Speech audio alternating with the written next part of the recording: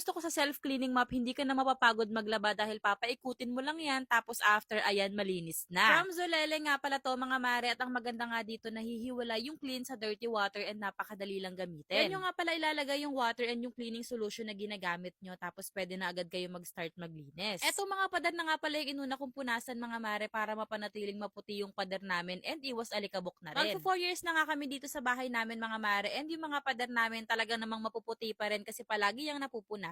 Napakadali nga lang din maglinis sa mga corners gamit to dahil yung mop head na-fold siya. Tapos nga sa pader dito naman ako sa may floor and tignan nyo naman after ko mag-mop sobrang kintab. Ito nga yung pinaka nagustuhan ko dito mga mare kasi talagang nasa-separate yung clean sa dirty water. Tapos napakadali pang i-dispose yung dirty water dahil tatanggalin nyo lang yan. 3 liters na rin yung capacity nitong bucket and meron na rin siyang cleaning brush. Ito nga pala yung reason kung bakit nalilinis yung mop cloth dahil ang dami niyang brush. At yung pinaka mop cloth mga mare, microfiber na rin kaya super absorbent and madali lang makatanggal ng dumi. Pagdating naman sa paglilinis itong bucket, napakadali lang dahil natatanggal lahat ng parts. Sobrang sulit talaga nito mga mare kaya naman kung gusto nyo rin na yellow basket lang yan.